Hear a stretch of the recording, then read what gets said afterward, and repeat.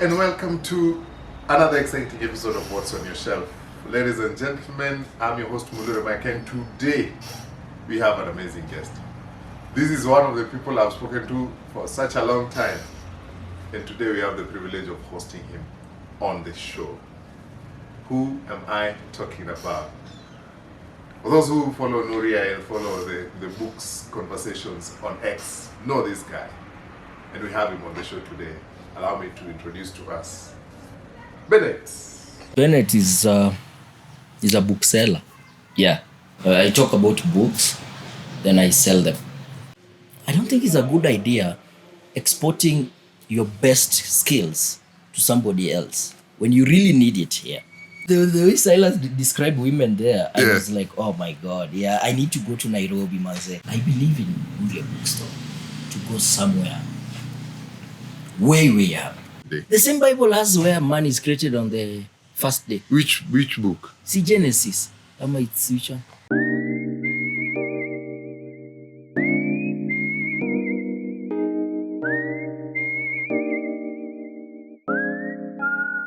What is it about books that you've always desired to share? Well, growing up, I'm from Awendo, Migori. So growing up, we had this small TV, the black and white. Yes, great one. Yeah, so we were watching wrestling. And then I don't know what happened to the TV, it got spoiled. So my dad never fixed it again. So that was the last time I saw TV. And my dad built a bookshelf instead. So he's a Christian, he was a church elder. So during these camp meetings, there were people who used to sell Christian books. So he used to buy those and give us to read. And then where we used to stay, there was a supermarket. It was Indian owned, I think. And this guy had storybooks that on display people would buy. So they had an agreement with my mom where my mom could buy like 5 books we read, and then she could go exchange under the rules that we don't tamper with them. So getting this the access of books, it made me now start liking to read. And one thing my dad used to do every evening, I used to write what I've read. See, so it grew with me. I'm like, at night I have to do, did you read something today? I'm like, yeah, write it down, what you read. So because it's my dad, he used to call this thing, write the whole story you read. So what he meant was the synopsis or a review of the book. So me, I used to write everything because I'm a kid. Yeah. The mind is like you can remember almost everything. So I used to write almost the same story. So this made me like reading a lot, and finding myself in a book space. I'm like, yeah. So maybe it's fate. Maybe yeah. Yeah. Today we have the privilege of sitting with Bennet, who is right at the center of book business in this country. And we'll get to learn one or two things about it. But Bennet, before we go into the business aspect, people know you as, you've picked a niche in controversial books. You're big on controversial books. Why that direction? Well, I can say the other books are so obvious. So why try something, spice it up, something different? So I'm like, yeah, this is the way to go. Because again, I feel like people want the knowledge, but they're scared of how to get it. Some people lie to you like, no, this book, it's not really good. I mean, what are you trying to hide? So I was like, you see, the controversy in this is what I want. Yeah, not the obvious books that everybody, you find them reading. So you love controversy? I do, yeah. In fact, there's a time you did a list of banned books. Yes. Tell us about that. Well, when I say a banned book, it means like the book is available for anybody, but hard to get kidogo. Like you can go extra mile sourcing for it. So the reason of reading banned books is like, I was like, what are they trying to hide? What is it that they don't want the public to know? See, so I'm like, I'll share you a list of these books that they banned. So luckily, I can get access to some of them. I don't know how many books we're going to talk about today. If you can just see my environment, guys, I'm surrounded by more than 10,000 books. And Chief, Yes. what's on your shelf? Wow. That's very hard. You know, for a bookseller, I get that question a lot and I don't know how to answer it. Somebody comes, I'm like, oh yeah, have you read all this book? I'm like, that will be crazy, man. I mean, I can't. But I like my shelf also crazy, the way I tell people, because when I bring the me part of it, I want to get as much knowledge before I die. And when I bring the bookseller part of it, I also need to know what I'm recommending to someone. So my bookshelf has everything. Yes, it has everything. Yeah. Yeah. And just looking at some of the topics that we're going to talk about today, I can't start further than this that I can also see you have on your shirt. Yes. Whispers in the Jungle. Correct. Tell us about Whispers in the Jungle. Well, being in a bookshop, you meet people who like books. So, a lady, influenced a lady for books, kept talking about this book, Whispers in the Jungle. She's well known. She runs a program called the Kenya Readathon. So she used to come to the shop and talk about this book a lot. And then I'm like, maybe I should give it a try. So I read it. I was like, this is a good book. I gave her my feedback, talked to the author of the book, and then he's a nice guy. So I'm like, yeah, this is a good book. So being a nice guy, he sent me a merchandise. Yeah, you see. Also, it's a book that talks about dreams. Like, there's a love story and there's this dreaming big. And all human beings are made, you have to have a dream. Yeah, even King Kaka says, yake ni ndoto, you see. So I like the book because the aspect of dreaming, the aspect of romance, there's football there. And also, it's a class reader, so it makes it a quick read for people. Yes, so that's why I like it. Take us into the book. What is that thing that stood out for you in this book? Is this guy having a dream to fly abroad to the US, and he actually does it, you see. So I felt like if he could dream that going abroad could be of help to him, then every one of us can have a dream and actually accomplish their dream. So that is what stood out for me in the book. And I was like, go for it. What's your thought on going abroad? Is it guaranteed success? Can we go back to controversy? Yes. Yes. Now, the reason I said I don't like to go abroad. I'm comfortable in Kenya than going abroad. Ukweli. That is 100%. Everybody knows. Hiyo ni ukweli. Yes. There's some day I made a tweet and said the United States is going down and the superpower country is going to be India. And then everybody was on my comment saying, hey, Sao stories are visa. I'm like, I don't even need that, bro. I don't need to go to the US to prove a point. I said, no, everybody dream abroad. I don't like. So personally, I don't like going abroad. I've never dreamt of it. But I've dreamt of visiting a place abroad. Like, just going to see. Yeah. Which would this place be that you desire to visit? India. India? Yes.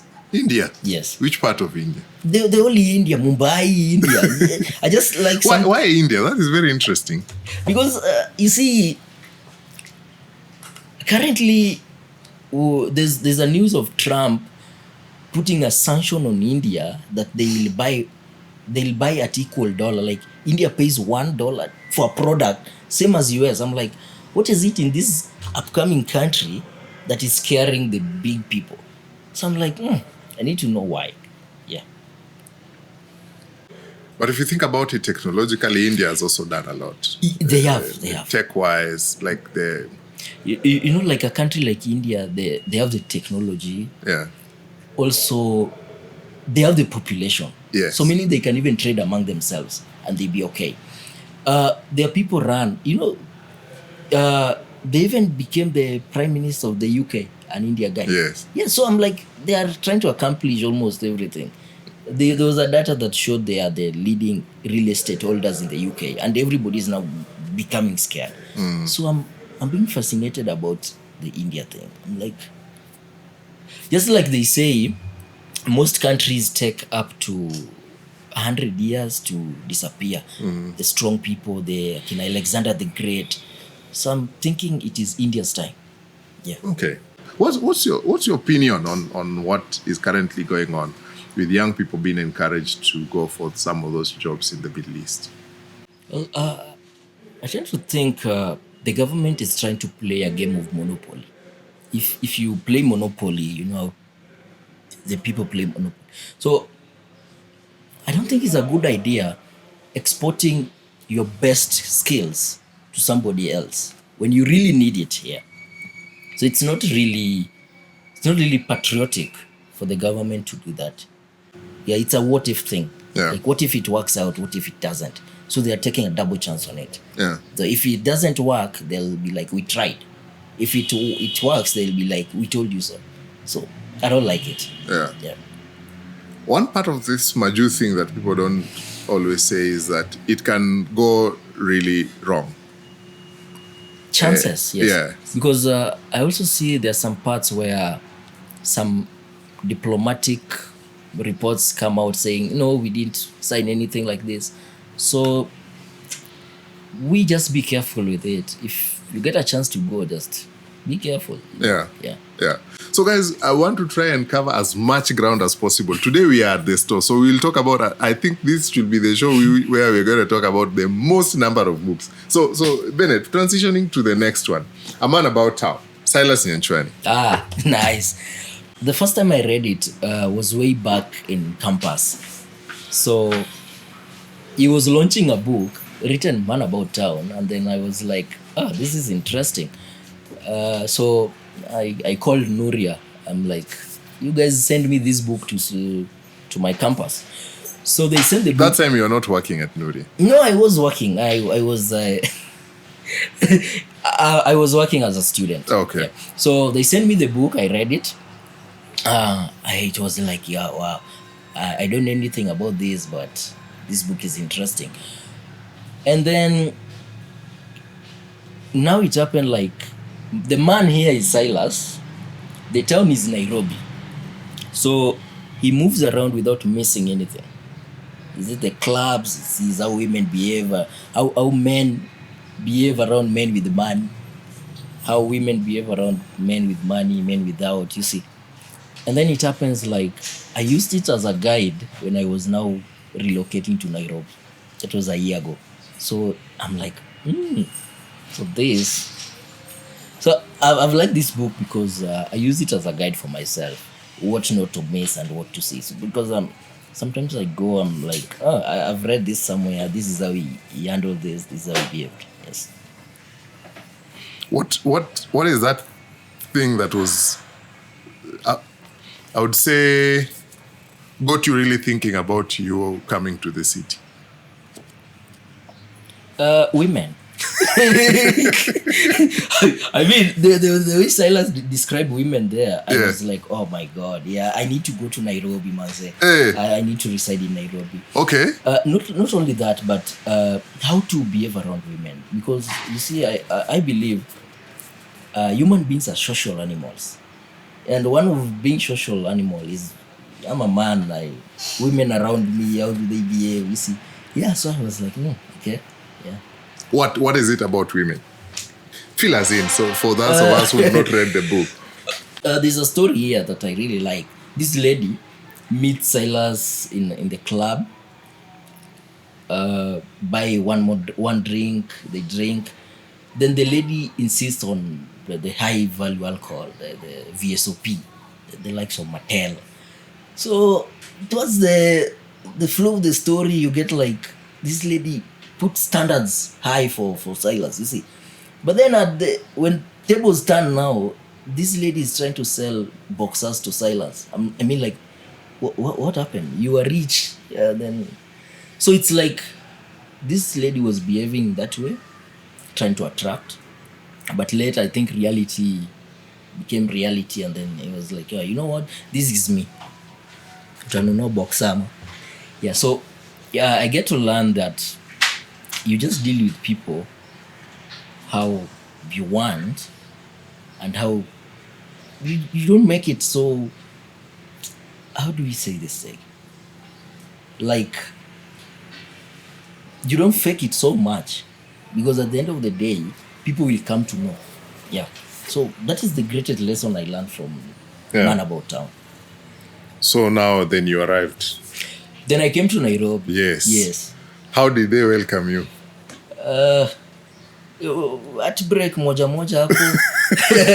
You see, a lot of going to dates, and I'm like, let's try Java.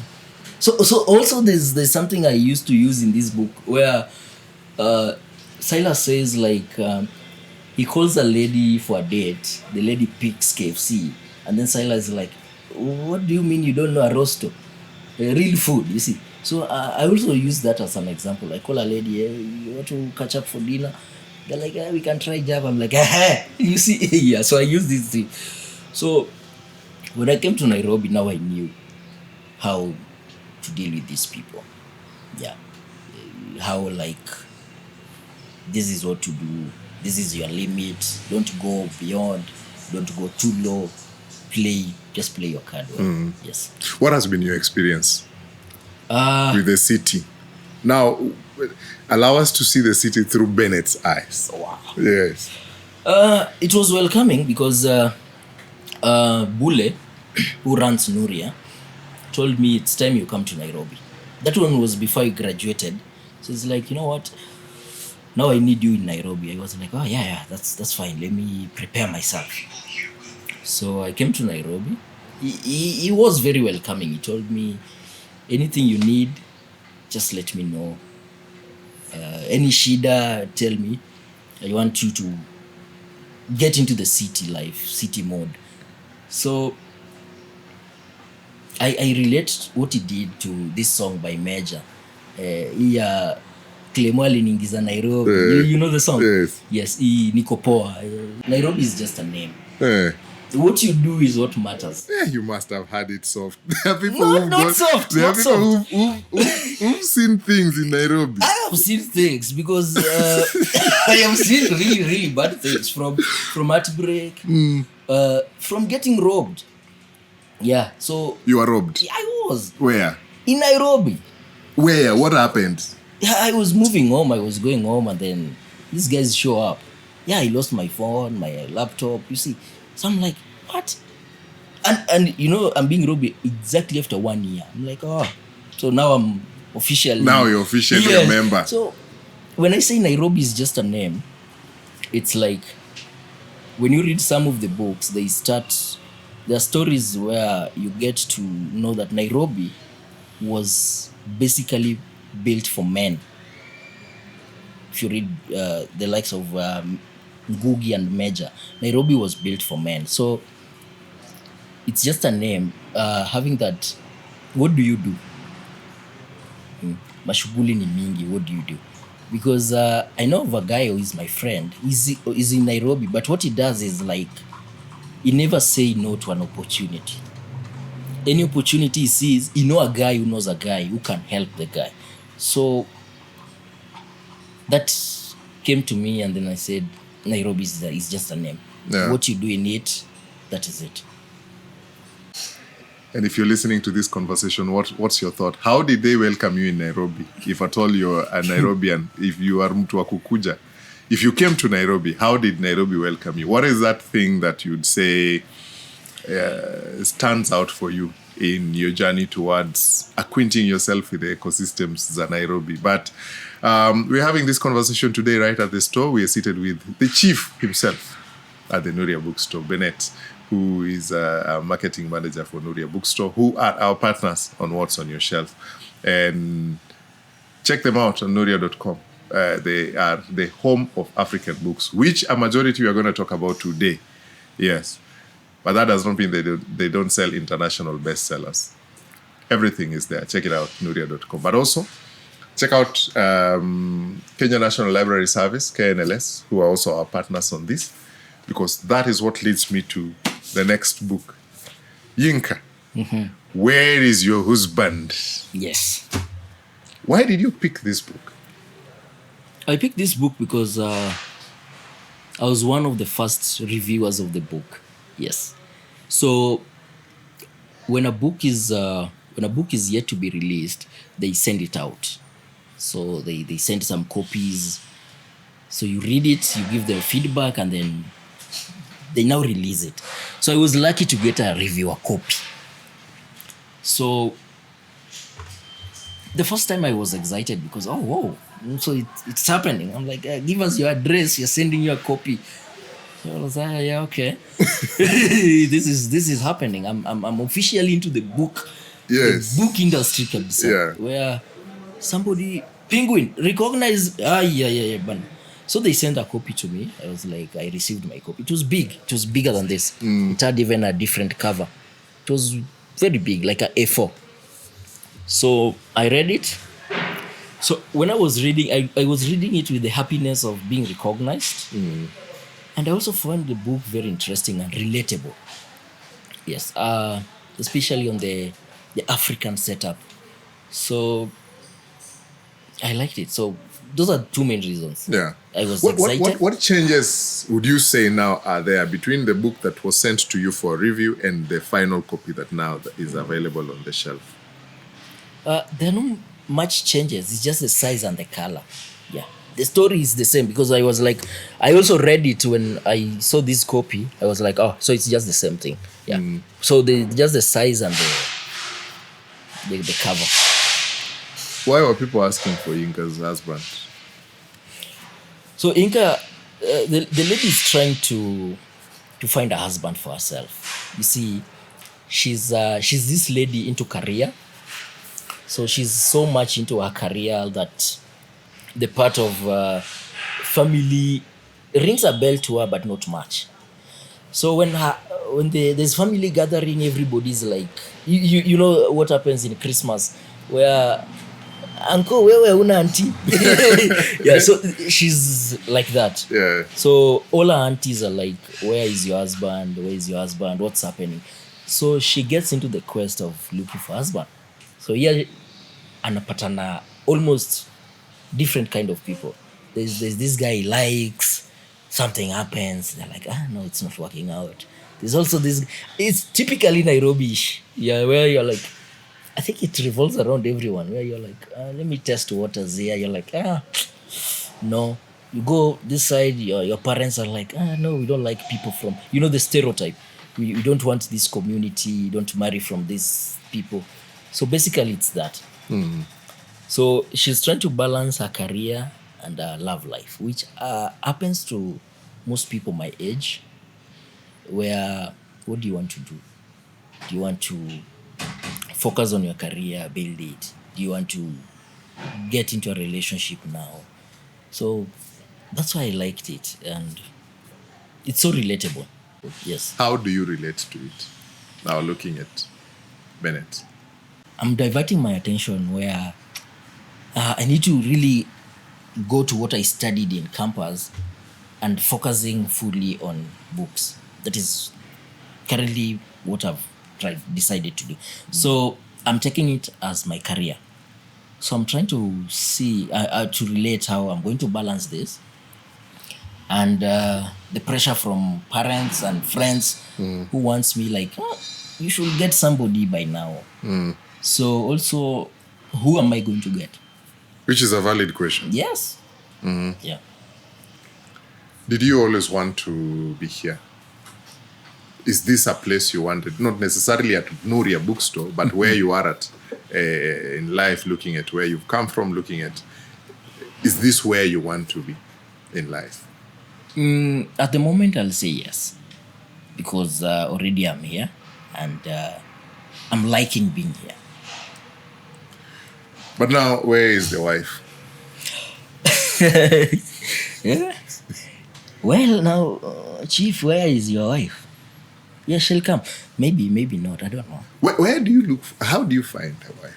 What are you looking for in this person?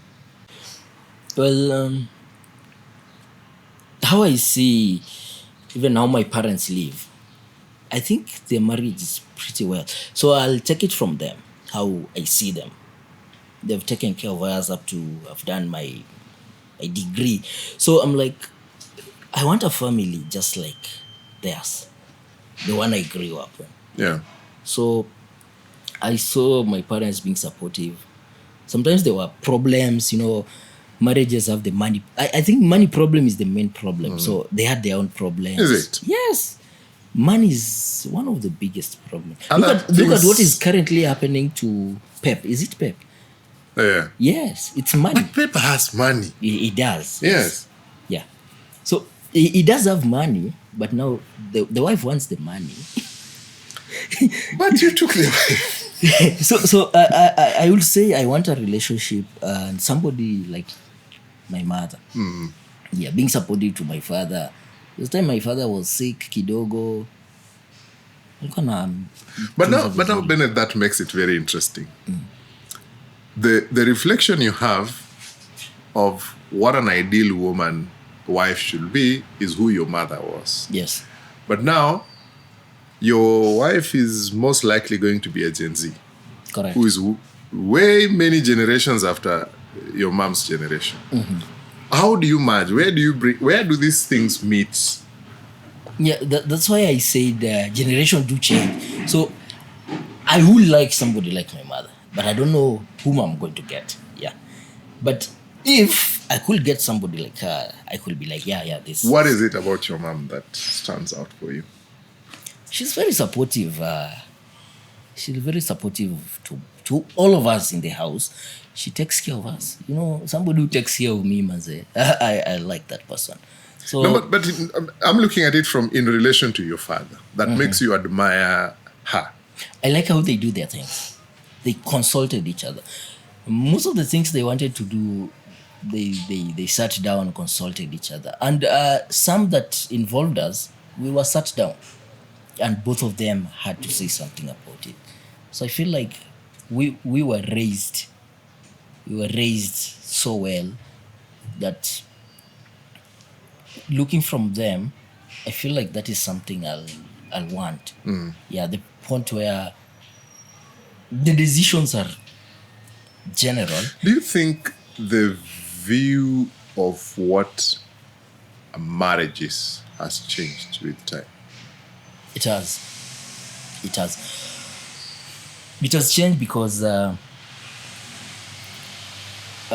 Africans, when we are around books, when you read some of these books, I've never seen an African, I'm Luo, I've never seen a Luo word for divorce.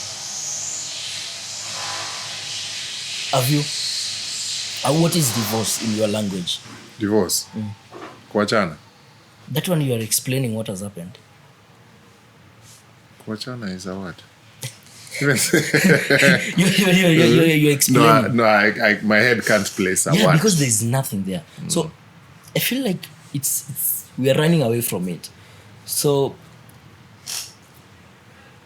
the idea of marriage that I see with my parents and the marriage that I see currently, they're way different. Because of late hiyo kuachana ni mingi, everybody's trying to profit from marriage.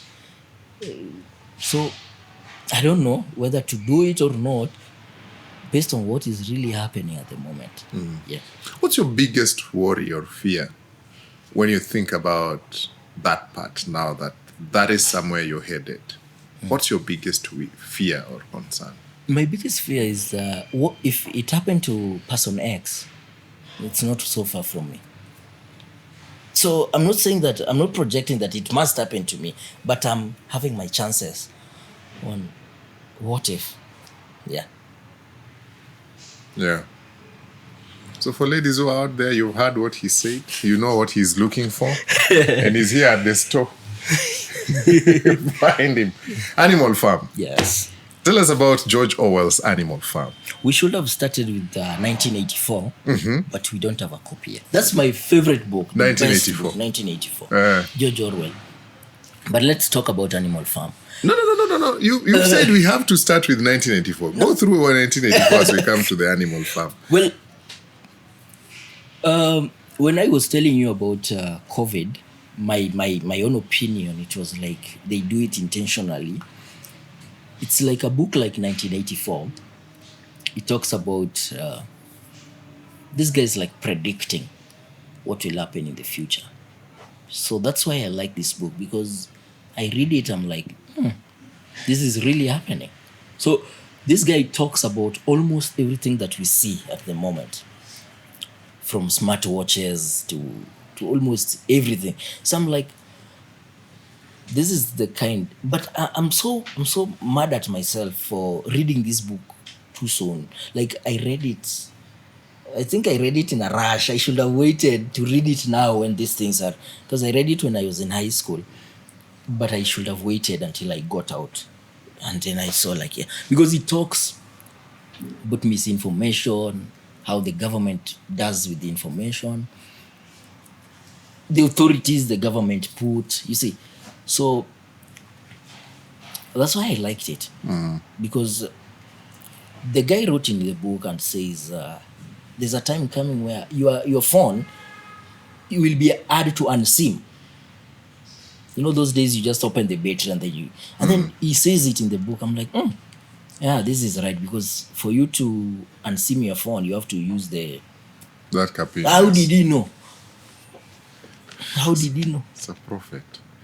And nowadays there are phones that have a digital SIM. So you completely, you just download it. You download a SIM so card. you see. So those are the kind of things George Orwell talks about in 1984. It's a very good book, but it's so hard to read though. So transition us to the Animal Farm. How are they related, and what is it about this book that stood out for you?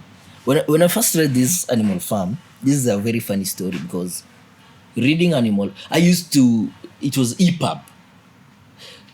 So apparently that day I was reading this Animal Farm is the day I got a call to join Nuri. Yeah. I was grazing at home. So, you know, it's a big field, so the cows don't move so far. So I'm reading this chapter by chapter. And then I'm like, So I had a friend of mine. We were readers from primary school. So we could read it loud. So I read a chapter, a page, he picks. So I listen, and we were like, hey. So I liked it because he uses animals as characters, and you can relate to them.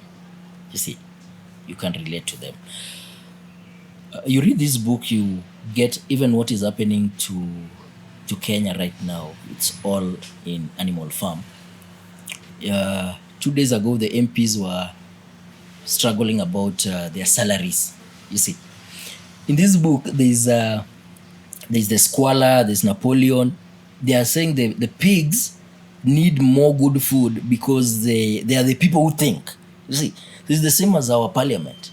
They need more money because they make decisions for us. It's not far from this. So this is it's a book on satire that sees how we really are. So that's why I also like it. So is that where the MPs came from, or you're relating it to it? Anyway.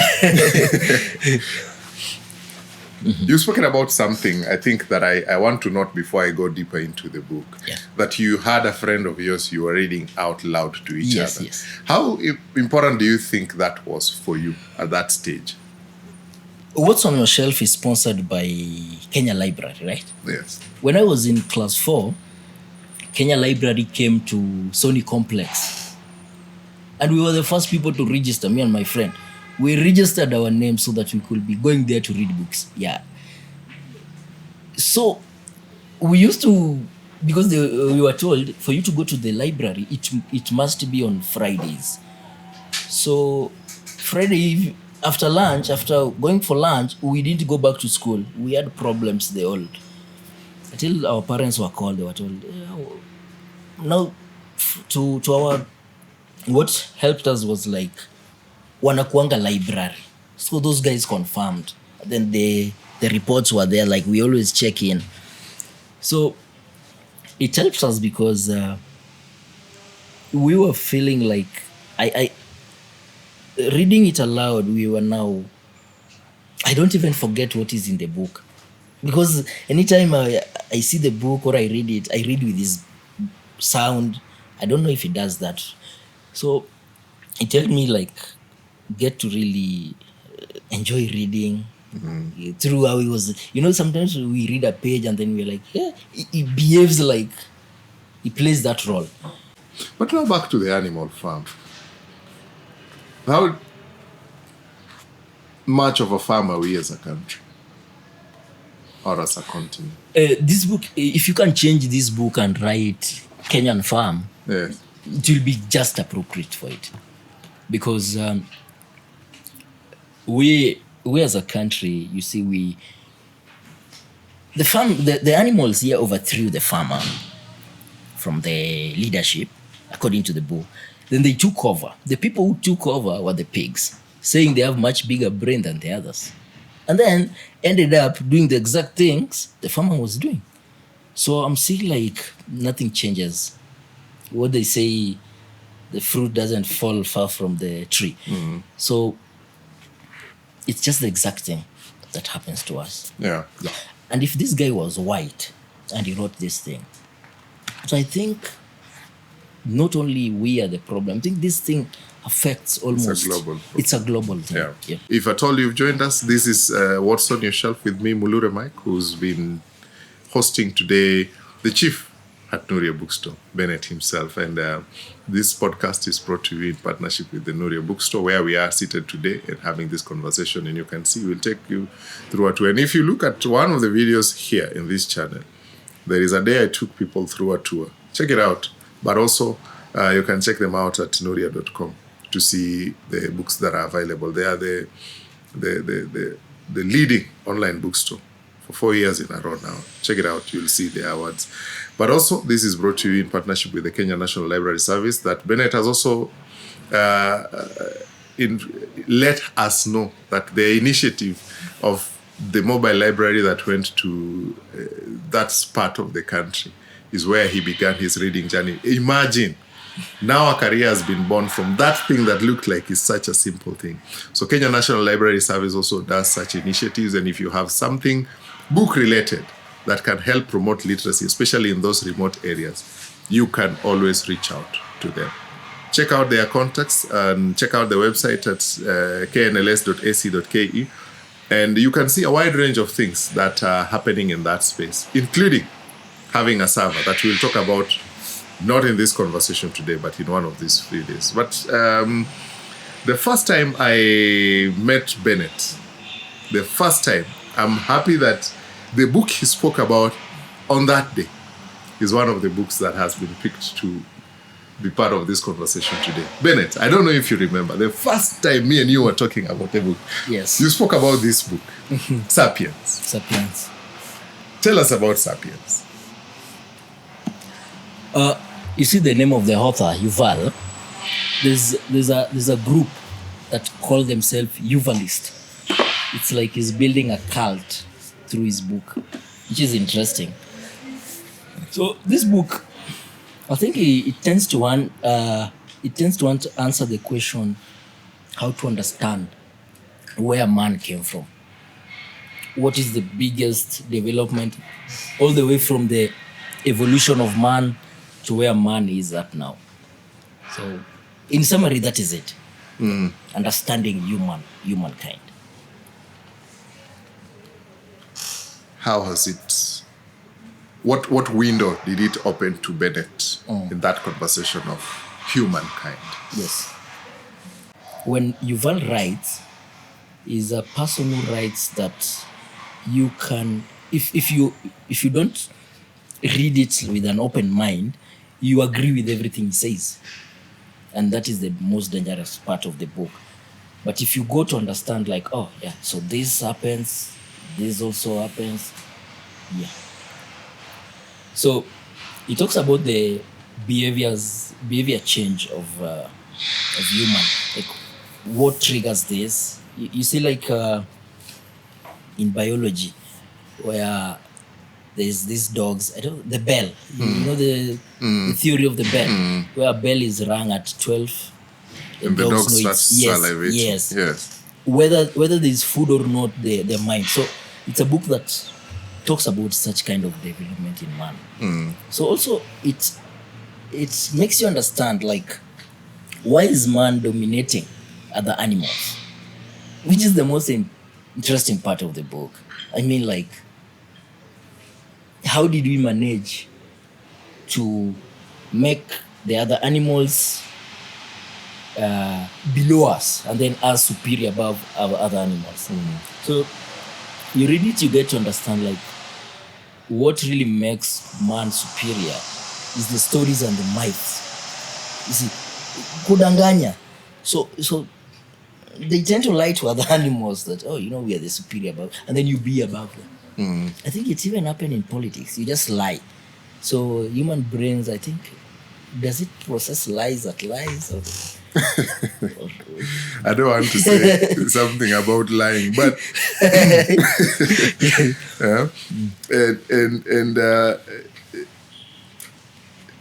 you say something I find very interesting. Yes. That it tries to explain that how human beings started dominating. To a Christian, it's very straightforward. Yeah. It was God's command. Go. That's it.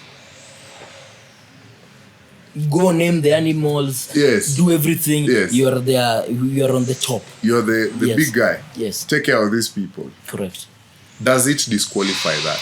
Well, that's, you see, when these guys say Yuvalist, the cult of Yuval, the people who now follow his teachings.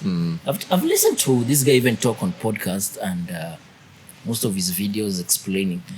Well, it tends to agree to disagree, like partly, not all, partly.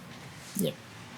Also, the creation story is so short, though there are two different creation stories.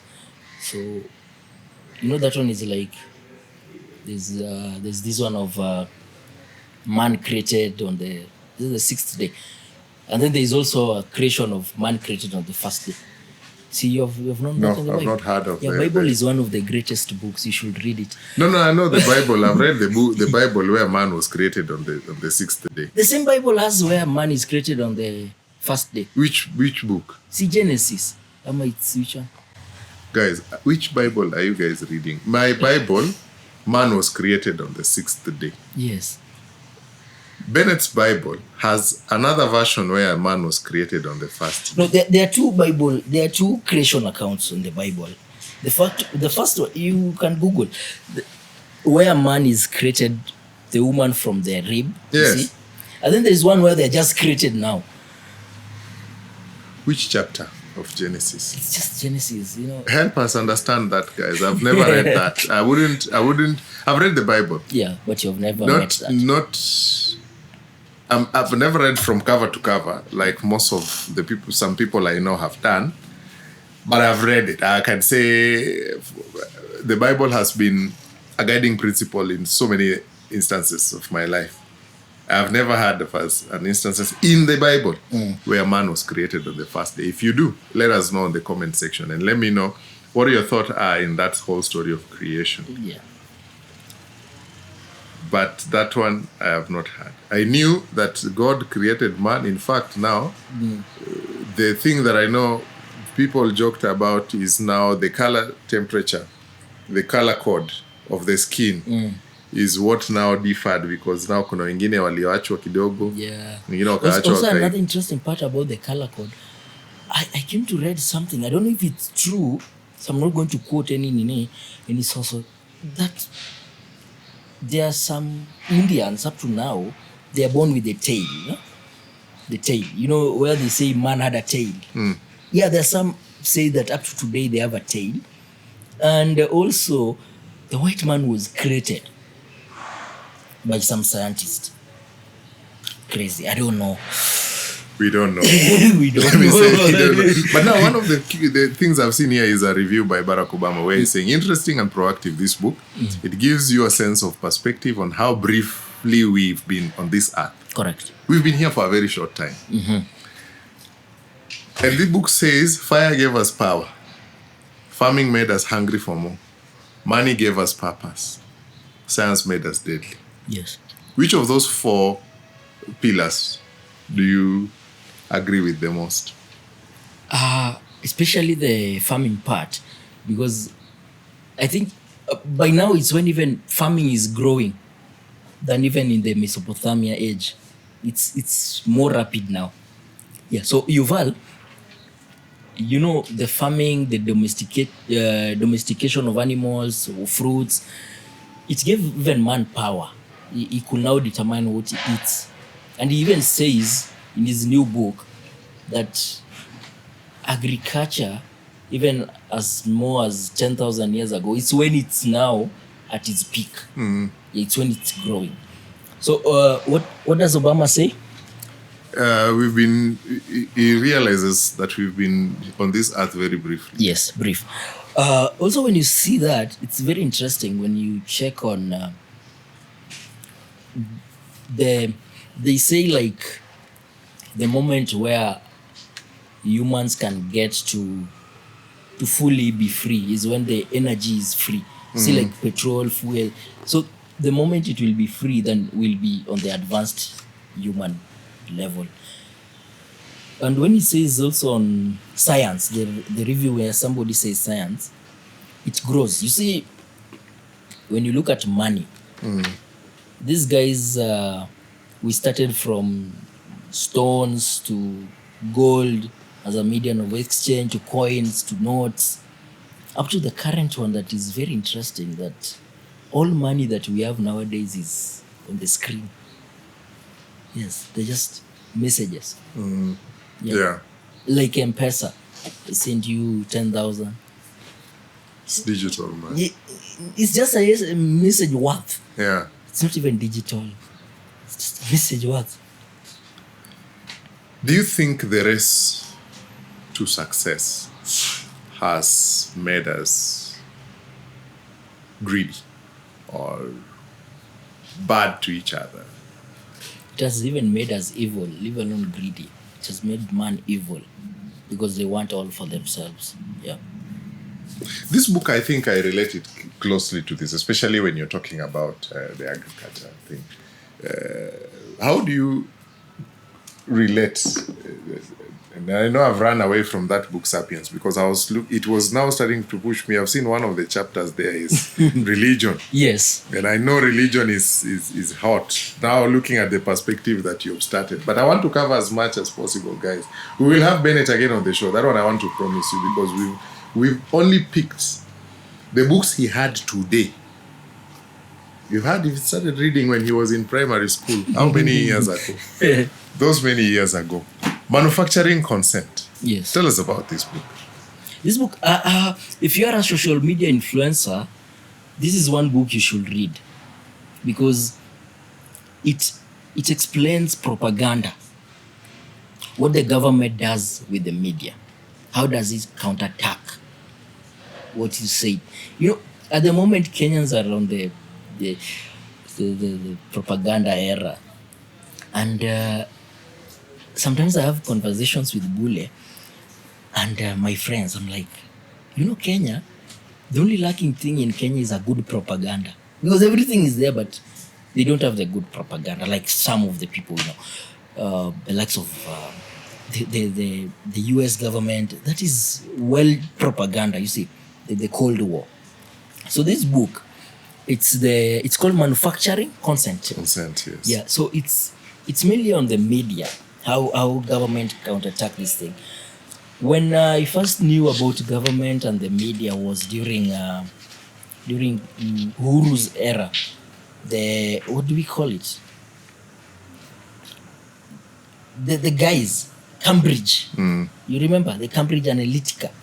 Yes, that is when I first knew that. Oh, so the government plays a role with the propaganda. And even there's a there's a Kenyan author called Nabola Nanjala. She has written about the digital era during the Cambridge Analytica. So these things, they're just in books. So I can recommend this to influencers. Now that even TikTok is shut down in US. Yeah. It's not because of you remember the Opium War of China, where US was taking opium to China and made the Chinese lazy because they were always high on drugs. You remember those days? Yes.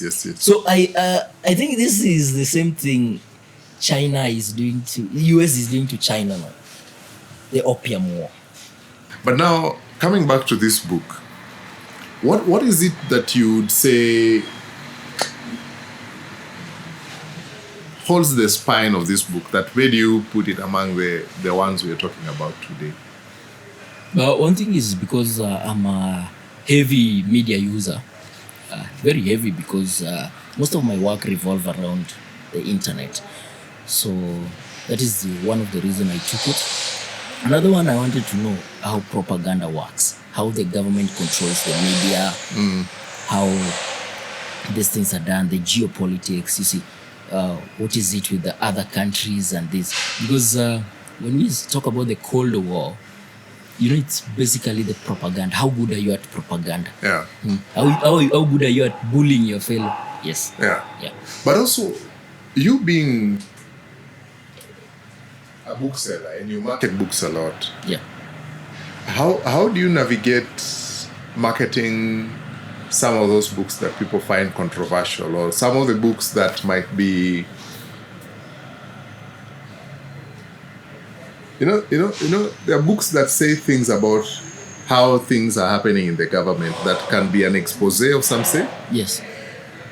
How do you navigate that world of, you have to talk about this book, you have to market them, you have to... What approach do you use? People like gossip.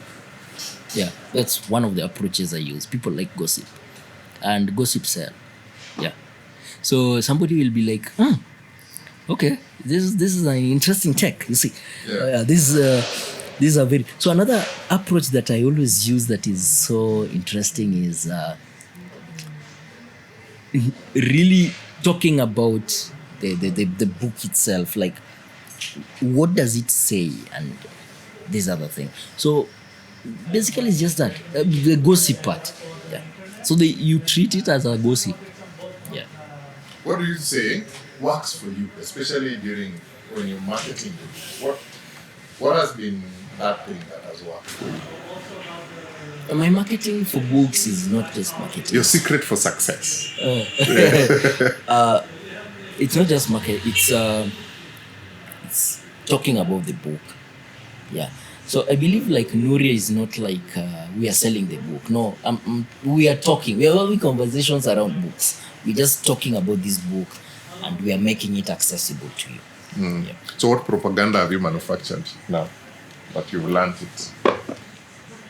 There's a lot of propagandas I've used because there's just a lot because there's one that I use of there's one I use where I tell people don't like reading because they relate it to exam. This is propaganda because I used to like reading when I was a kid. So I tend to make people so that they can scare away from the exam part and focus on the book part. So I tell you, you can just read this book, but the reason you're afraid is because you think you'll be tested. No, you're not going to be tested. It's just you going to read it and then it sticks with you. Nobody's going to ask you anything. Yeah. Yeah. Also, I tell people, another one I tell rich people that you don't need to... Now, this is on sales part. I tell rich people that you don't need to read all these books. You just need to have them in the house. When somebody comes, they're like, oh, okay. Uh-huh. Oh, yeah. So they yeah, you're a reader. That's another propaganda. Yeah. So how do you compare propaganda to misinformation and disinformation? that goes deep down to even influencers. There's a tweet I made 2 days ago. I told people, influencers don't read, do your research. Because once an influencer, who is paying him to do that? Or I'm trying to promote my book and then I use an influencer to do that. So there's a it doesn't the influencer don't understand this book, but because they have good numbers, they are telling you the book is good based on what? I've been told. Based on what? There are some books here I've never read, but I'll be like, oh yeah, it's good. Based on what? See. So for you to get away from misinformation and propaganda, you can just do your own research. Yeah. Yeah. So I want to talk about another Yuval book. It's one of the books slightly bigger. Yeah. And you've now already launched us into the Yuvalism. The cult. The cult. Tell us about Nexus, briefly, as we transition now into Kenyan politics. Nexus is his latest book. So it's trying to... What is really into this book is the question, why do we fight each other? That is the main question of this book. Resources. Exactly, that is it. So he brings man as... he talks about even the Palestine war. Like, what is it that we fight each other for? Yeah, he talks about the AI. You know how the AI is crazy. Somebody does something for you, you just command it to do it. Yeah, I like AI. Very crazy. Yesterday, AI said I'm an MP. Yes. I'm like, oh, so that is misinformation. Because MP in there, that's crazy. So, this book, there's a part where I can't really know. It's on the first pages where it talks about a lot of things. Even there's just a lot to talk about in Naval, from information to war to the transition from this book, from the Sapien Homo Deus, then it gets into this. So it's a book I can recommend if you just want to know what is currently happening around you.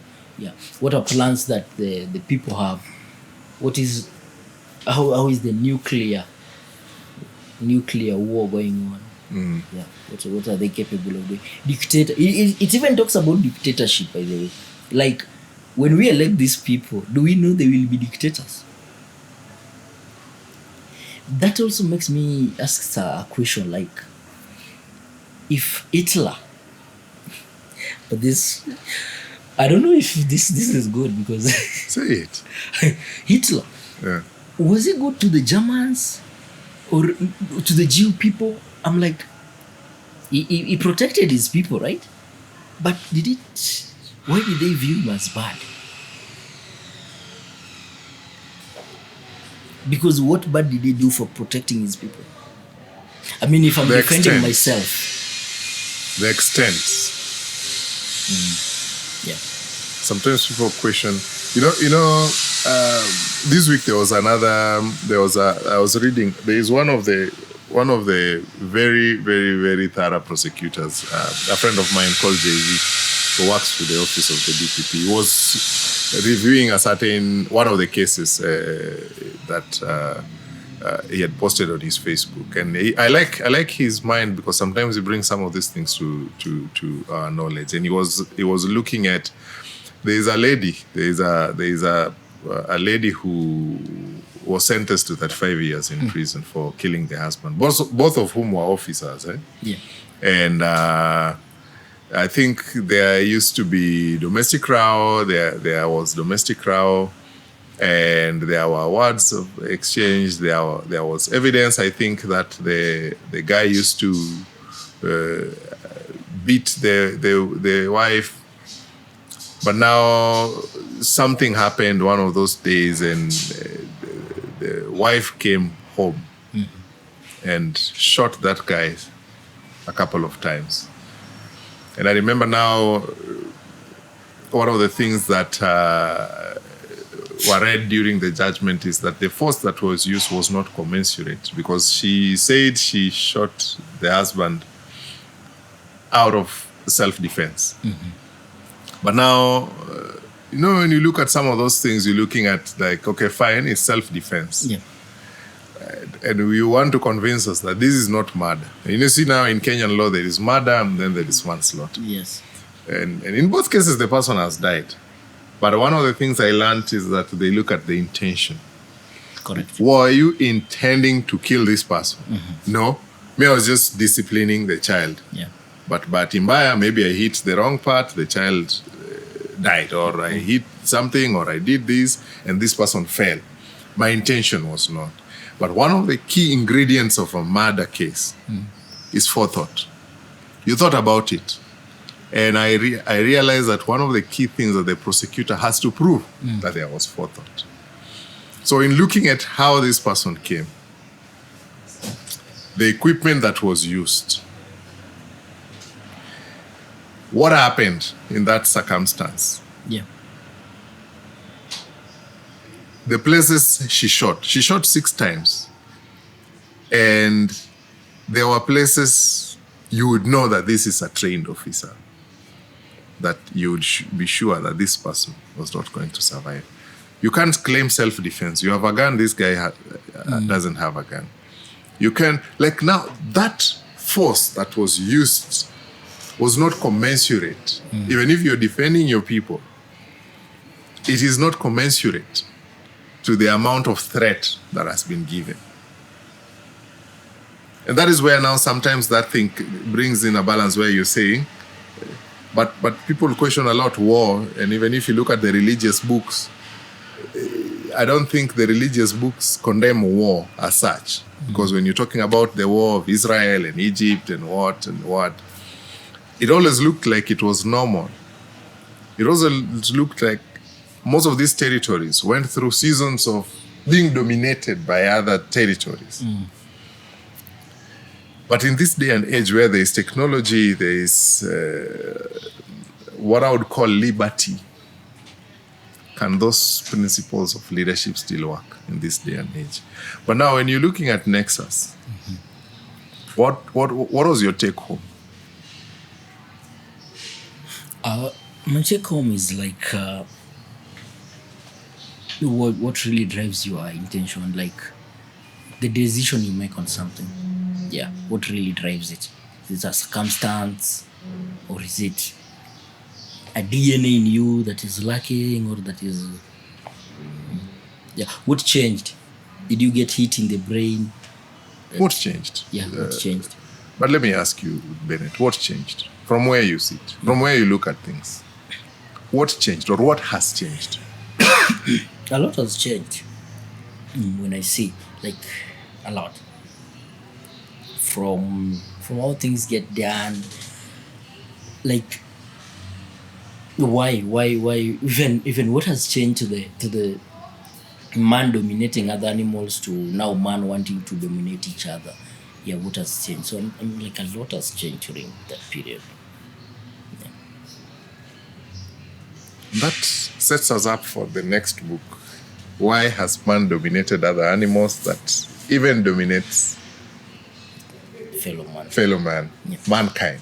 Looters and Grabbers by Joe Hamisi. A thick book, eh? Yeah, it's a quite big book. Who are the looters and grabbers to start with? And tell us something about this book.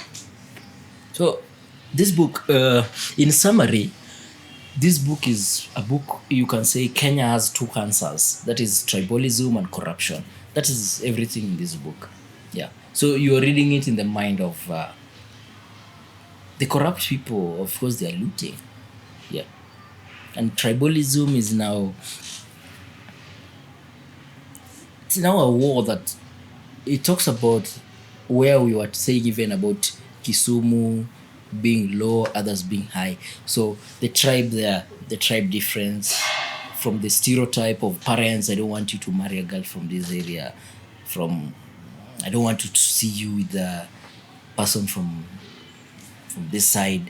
So it now summarizes the whole happenings in Kenya in like for 54 years.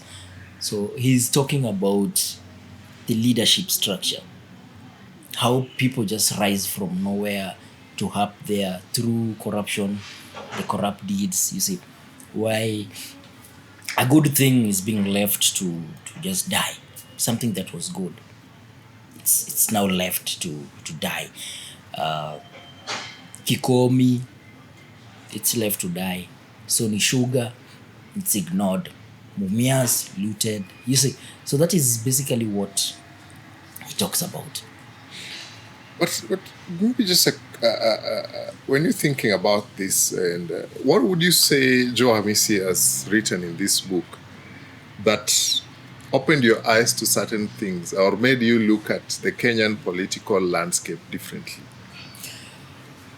What I see, what made me was the part where he talks about the leadership, the top guys. I always call them the upper deck, the guys on top, where they just do these things for their own selves.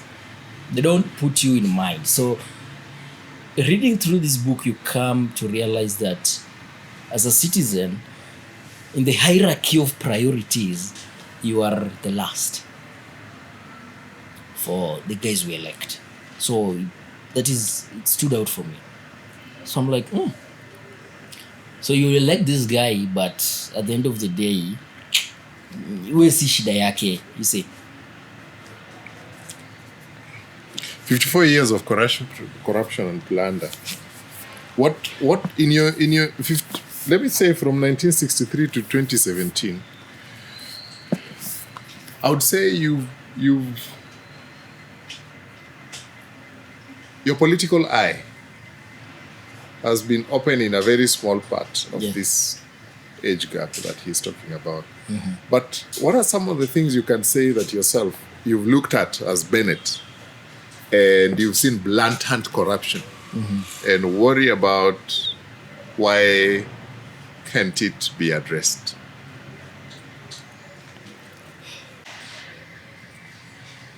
The reason I see we are still stuck into talking about the same thing is because we never really fight it. So the moment it benefits us, we don't see a problem with it. See, so I am a leader and corruption has benefited me. I have zero chance of fighting this thing. You see, just like, let me say, we have people who have bought pens of up to 100,000. Yeah. And they see it as so good that they run for offices. Nobody is like, so I'm benefiting from this.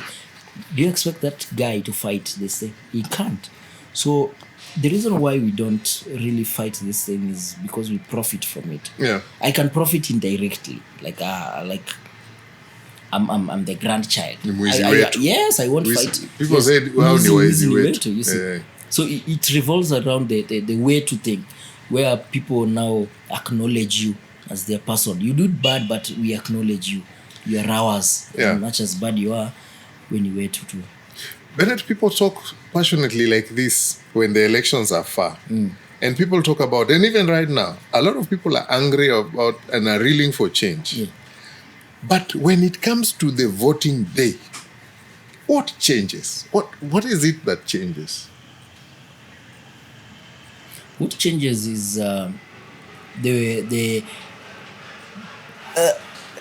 you can say that we Kenyans don't like good things. We like bad things. And I think that is why even news, when you watch the news, it's always bad news. Somebody killed someone. There's a house burning somewhere.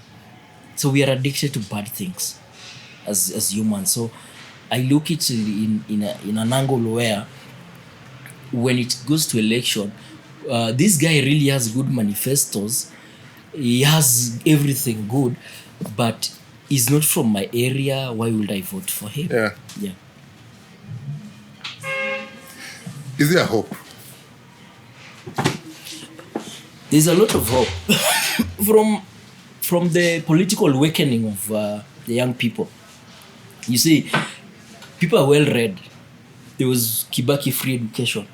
That's the Gen Zs, the us. So people are well read. They know what history is. So there is hope, because even from the protests, you see like the people we call leaders. In Luo we say Gibeda Kicha. They're like they're not dipping all their legs into the water. They are testing waters first. So there is a lot of hope, and if people keep pressing, eventually we will get what we want. Yeah. And talking about Luo, there is a man who for years has been there.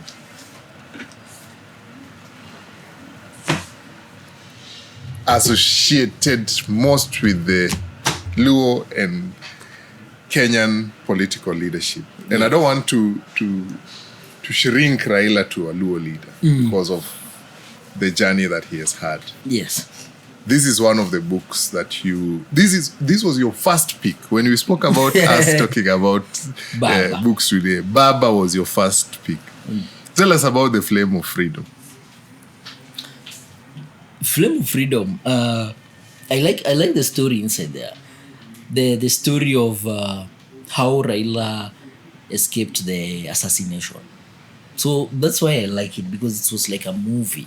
I mean, like, if we have Kenyans who script write, this is a good book to produce as a movie.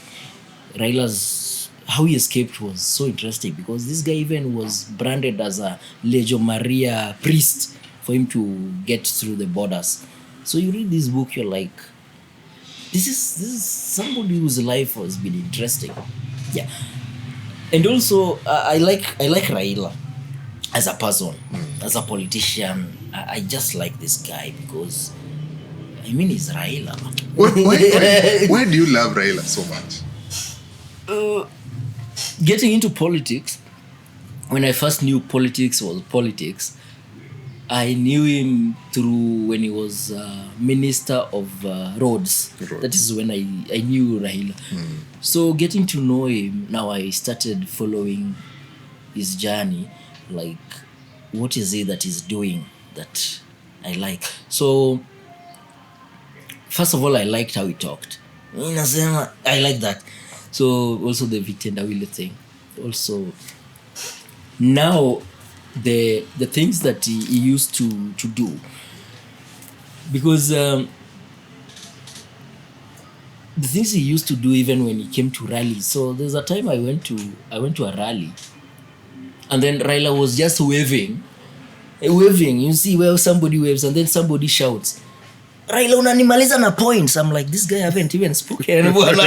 Which points? So that also made me like, oh yeah, these are very likable. So the like of Raila came even from the people, how people liked him. So it grew. Yeah. It grew in me. Yeah. So, John Githongo says, love him or hate him, Raila Odinga has been the center of gravity in Kenyan politics. Correct. For decades. Many of the democratic freedoms that we as Kenyans enjoy, take for granted today, were won through struggles initiated and waged by him. It's a legacy no one can take from him. Mm-hmm. When you're looking at the current atmosphere in the country, and now this stems up from the negativity I've seen, especially online, on people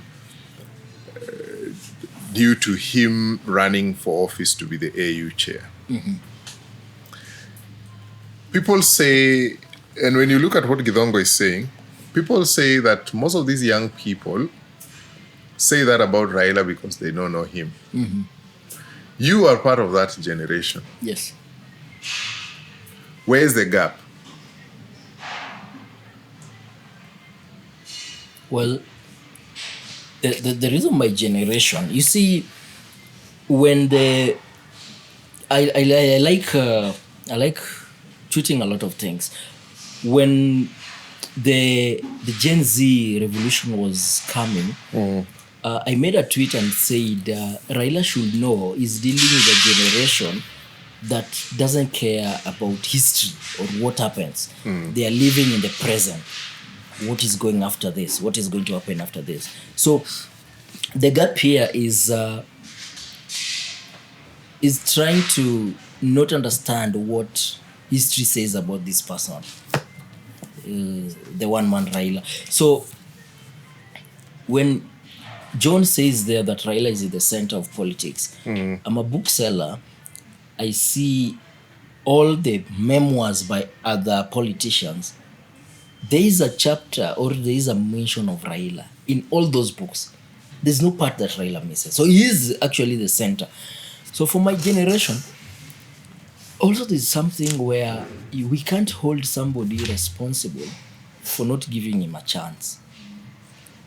There's always a chance. I'm not saying he's always the person who has to be voted. There's always a chance to vote for him as the president to see. Sometimes I tell people, like, do something for you to see. Why don't you give him a chance? And what he has been saying, let us see if he can do them. But you don't. Then later you want to hold him accountable for your mistakes. It doesn't work that way. So also, one thing about my generation, accountability, we don't like it. Where I'm accountable for my actions. So I go vote for who I vote for, then I want Raila to fix my mess. It doesn't work that way. So my generation really needs to know that the history, this guy has done what he has done. You see, now that is the part that I always wonder how it works when it comes to voting. People don't vote him.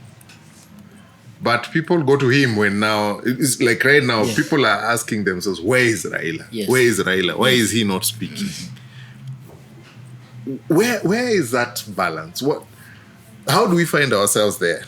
Is it because people know he's a good leader, but just don't want to elect him?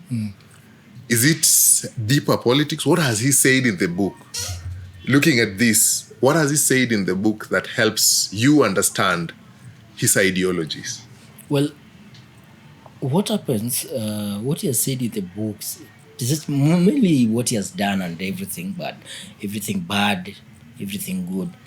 So the thing that brings the difference why we don't elect him, I think, is the propaganda that is created around him. The bogginess. When you create a bogeyman, so Raila is created as a bogeyman. So everything that revolves around him rebels. So you feel like, no, this is not the right person. And then later, you realize, like, oh, he was the right person. But it's now late. The damage is already done. So you can't undo it. Does he have a chance of presidency from where you sit? He does, because why not? He does. And if he vie again, I'll vote for him and I wish him well.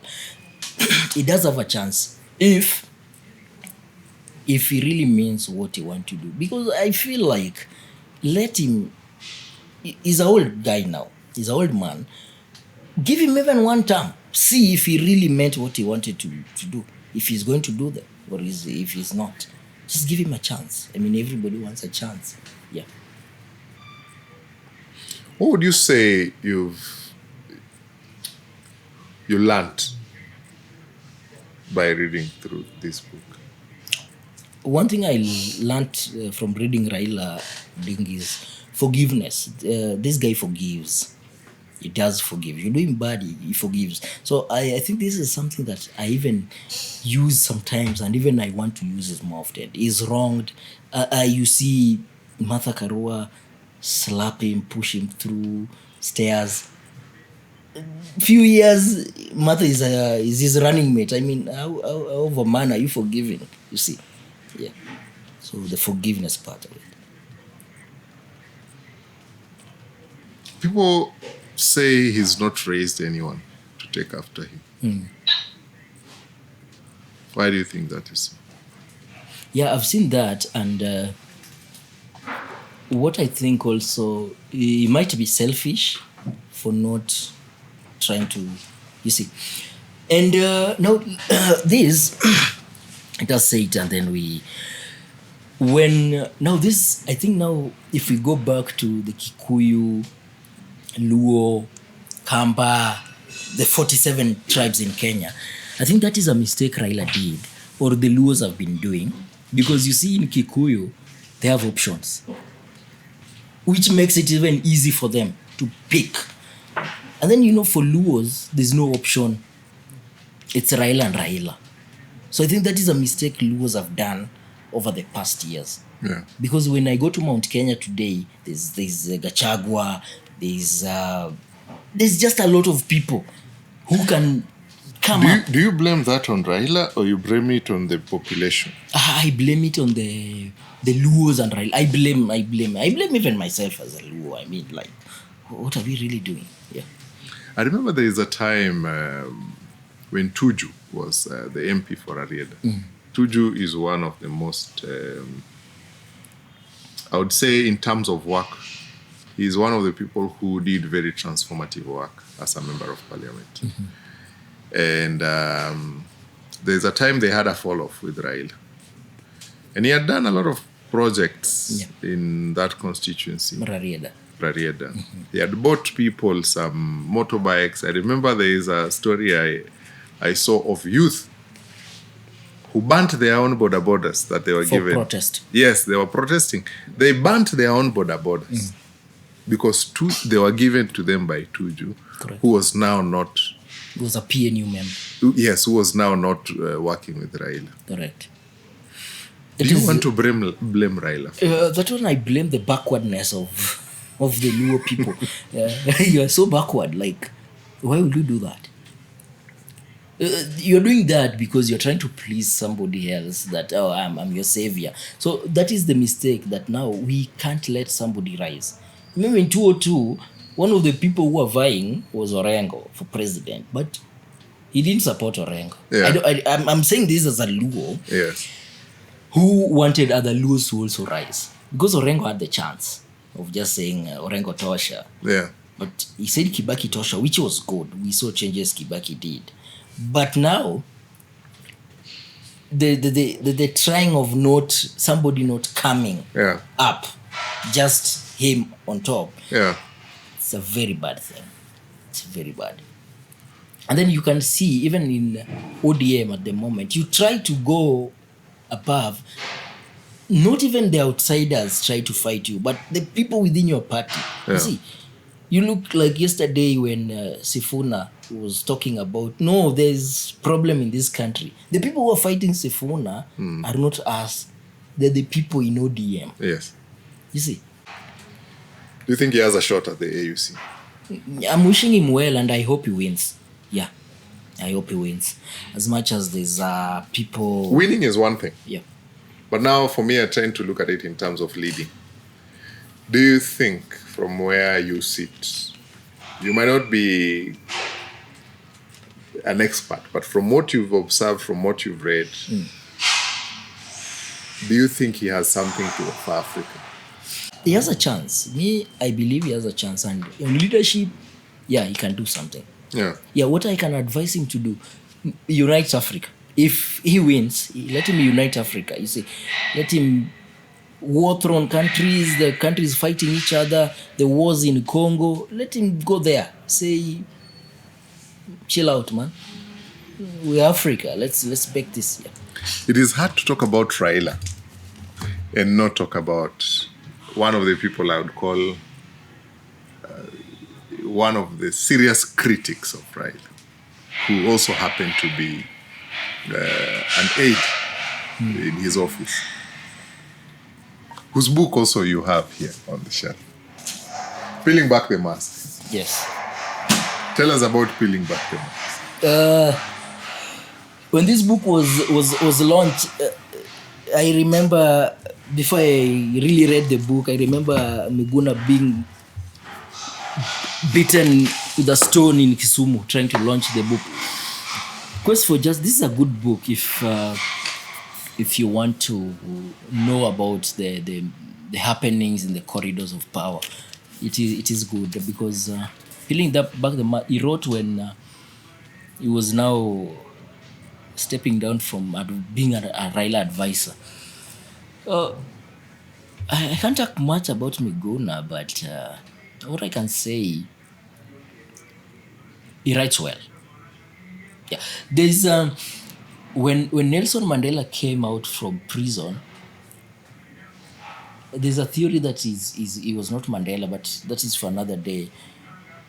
He came back when there are now two things.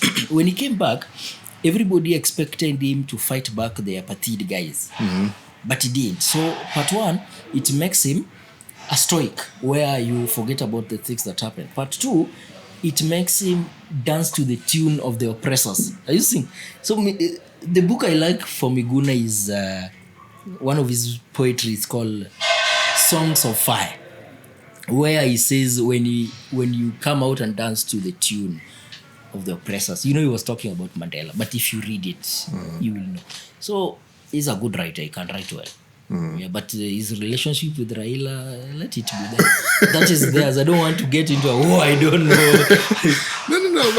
But just looking at the book, because for you to put it in a book, it means there are things he's observed keenly. Yeah. And you have read both books, this one and this one. Yeah. What would you look at in this book and say, this was an eye-opener? The part where people have advisors. Yeah, you make decisions and then your advisors. So the advising part. So and listen to them. Yeah, listen to your advisors. What they, sometimes you're a human. There are things you can miss.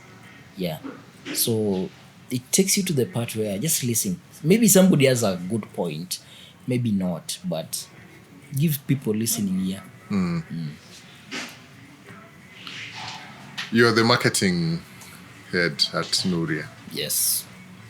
What would you say are the trends you've observed with the Kenyan book ecosystem?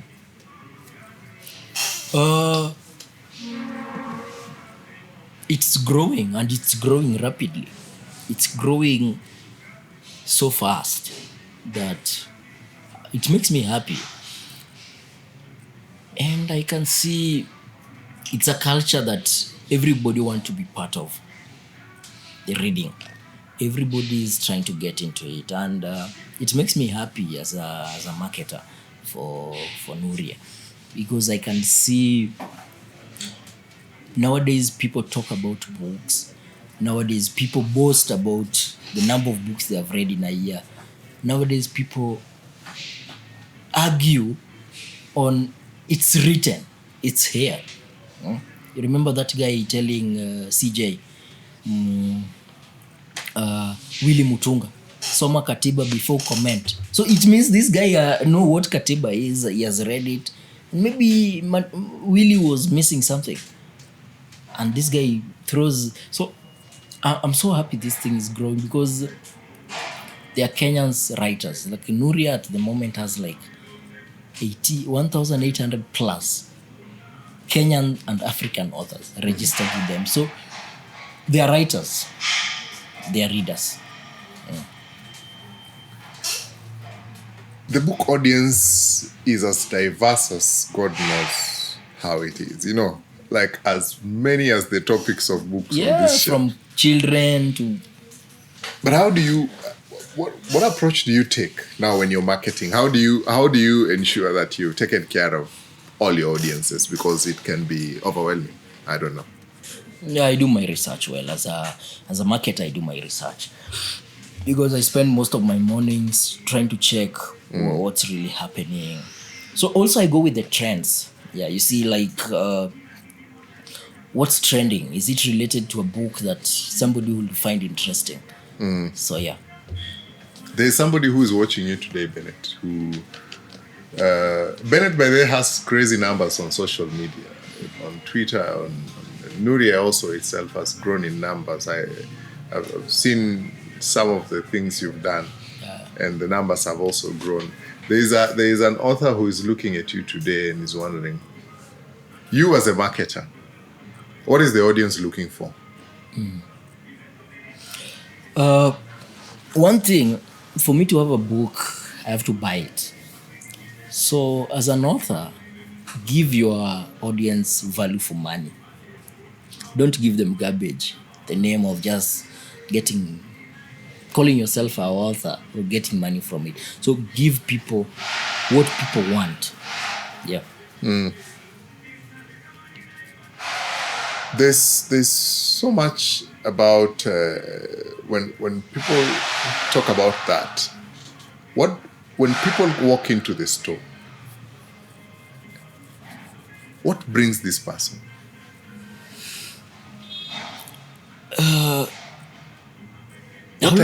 What type of book buyers do you meet on a day-to-day basis? I meet crazy book buyers. There's a day I met this young person. He's almost my age. How I could look at him. This guy came trying to buy. It was a happy book because it was just a book to make him laugh. And all of a sudden, this guy buys Fyodor Dostoevsky, Crime and Punishment. I'm like, dude, hold up. What is the sudden change from happy to you want to go to somewhere else? And then just crazy, because how do you even explain that? Somebody coming to buy Yenka Where's Your Husband, which is a happy book, or Trevor Noah, which is a book you laugh, or Confessions of Nairobi Women, you laugh, and then they end up buying Crime and Punishment. I'm like, hey, what's happening here? Yeah, so I meet a lot of crazy buyers. I think what brings most of the buyers to Nuria is what we have done as Nuria. Yeah. Making books interesting. Because I believe we have made books interesting, and we have built a community where people want to be part of as Nuria. Yeah. Because I see most people walk in, they're like, oh, so this is the famous Nuria. I've known you guys, people talk about you. I'm like, what do they say about us? Yeah. They're like, you guys have a good reputation. I'm like, thank you. There are authors who come, they're like, oh yeah, we want to stock our books with you. We like what you're doing. You see, I don't know what they like, but they like what we are doing. So I'm also liking what we are doing. Yeah. Yeah, so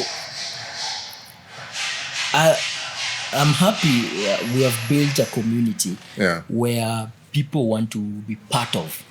We wake up in the morning, we talk about books. Yeah. We just tell them this book will help you in this. So we love books.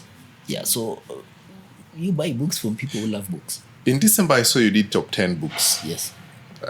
What was the brain behind it? What was it based on in your top 10 books? Creating a competition is good. Even back in school, though it's not something I like, but creating a competition is good. So it even makes my authors to be like, I need to work hard. I need to promote my book more. So the reason of the top 10 is we appreciate the authors and we challenge other authors to join the club. Yeah. And we also make it easy for people who want to read to know, like, oh, if these are the best selling, what are people getting from this? Yeah. Yeah. There's a very tight balance toward the author. And I want to sit in the author's seat today and say, there's a story you want to bring out. Yeah.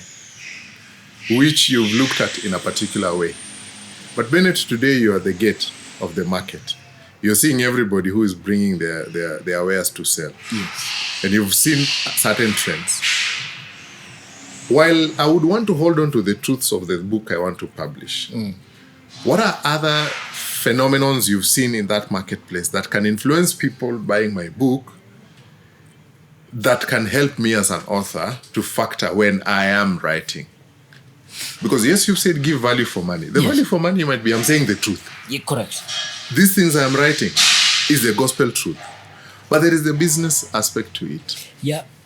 When I say also value for money, I don't really mean the truth or anything. You can lie. What I mean by value for money is what quality of paper you're using. How many pages are your book? You bring for me a 10-page book at 2K.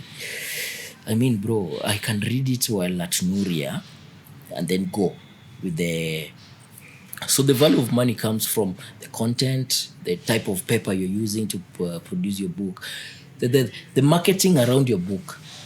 You give people, So for the authors, I can advise on, they factor all that. They check on the quality, they check on the quantity. Yeah, you see, give me something that I like. I'll take my time reading. Yeah. What are you currently reading? The book. I am a rereader. I like rereading books. Yeah. Yeah, the last book I bought was Ego is the Enemy, though I've done with it. It's actually good. So currently, I'm reading this book on marketing because it's new year, so I need new ideas as much as I read it. It's by Brand Tracy. It's called The Psychology of Selling. Yeah. That's what I'm reading now. You've mentioned that you have more than 1,800 Kenyan and African authors. Yes.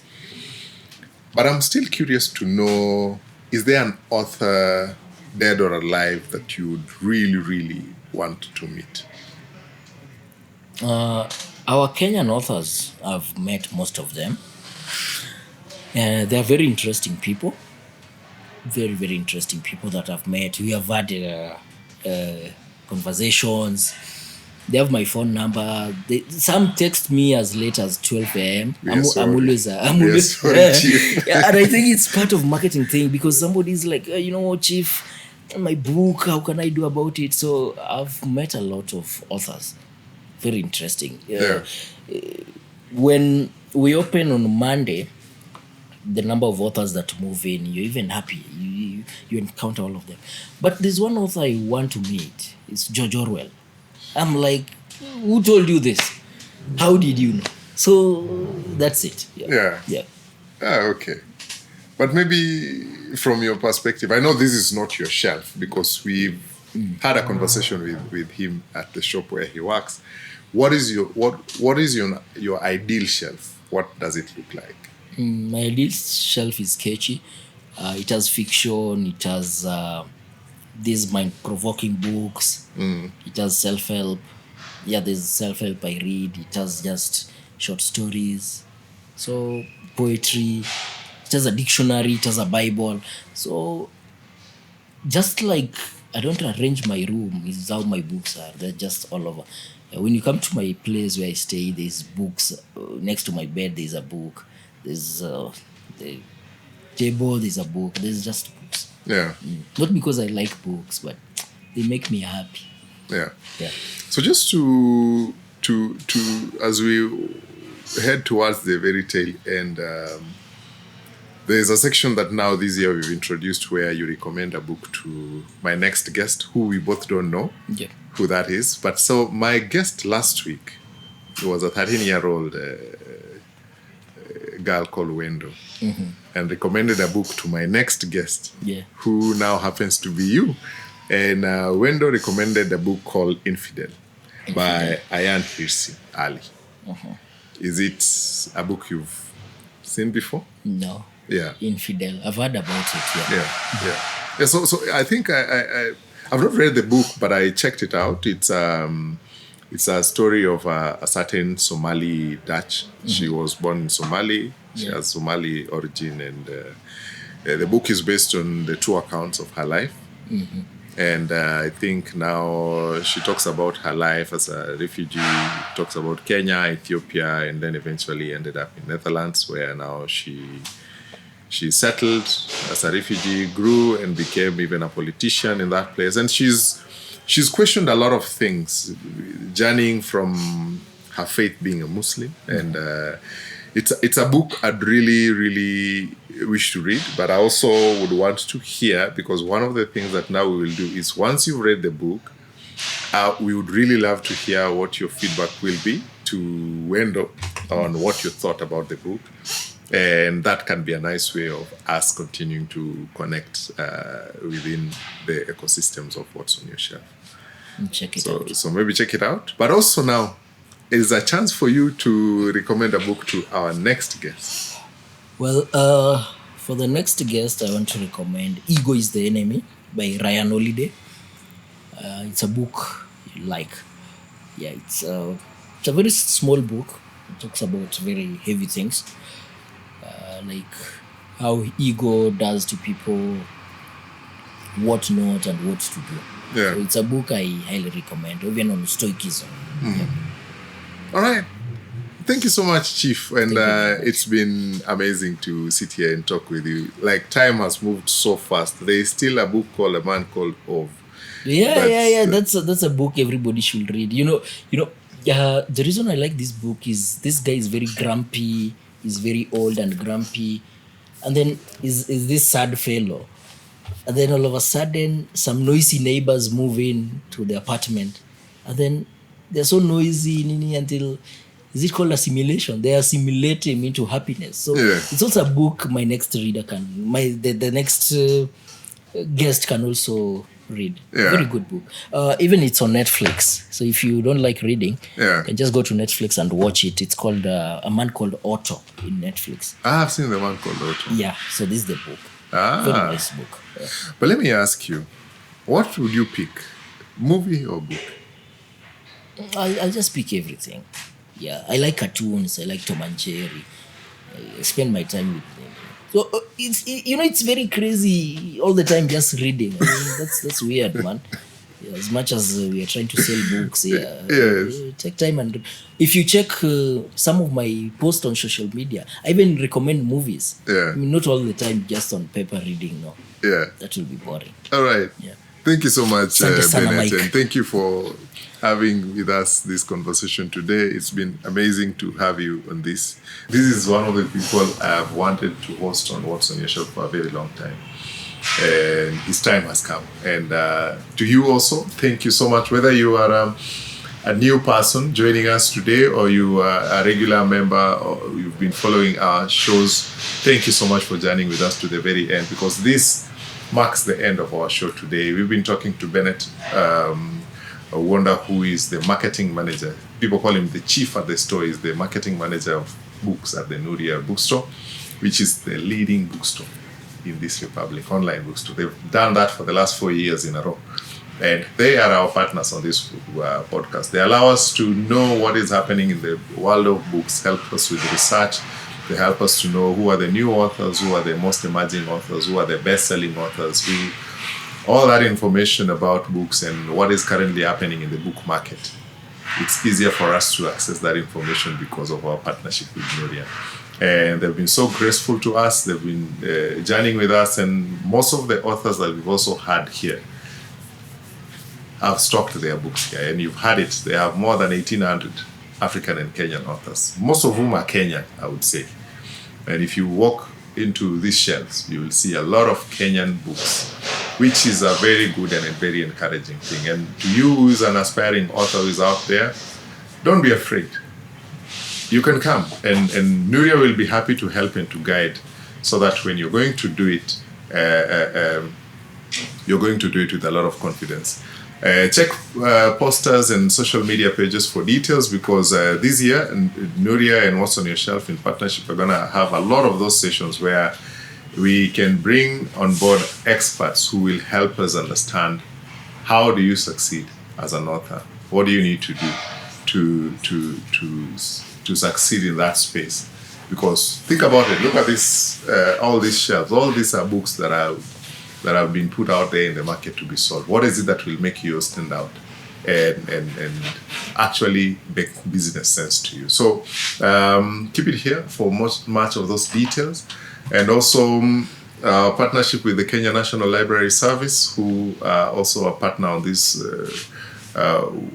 podcast, have also allowed us to see the entire nation from a literary perspective. And this year we're going to be embarking on a project of equipping books, especially in the far-flung areas of this country. So if you know a school or a community that badly needs a library, please reach out to us on the comment section, and be sure that we will partner with the Kenya National Library Service and the Nuria Bookstore to ensure that literature and books are not a struggle in that place. And I'm happy to say that we've grown as a community, and currently at just about 1,000 subscribers. And it's a milestone we want to celebrate. And thank you so much for the people who've taken time, who've subscribed, who've been following this content, and for the feedback. Feel free to give us your feedback. Every time we have a conversation, we'll be happy to hear from you, to know what your thoughts are regarding the conversation we've had. Today we were sitting here with Bennet. I'm sure we've spoken a lot of politics, we've spoken a lot of religion. Feel free to engage with us, to share with us your thoughts and ideas and principles that you feel can help us enrich that conversation. But the purpose of this podcast is to bring the literary world to us, one shelf at a time. So if you are a reader, if you are an author, and you have something to say about your shelf, also feel free to reach out, because that is why we've created What's on Your Shelf.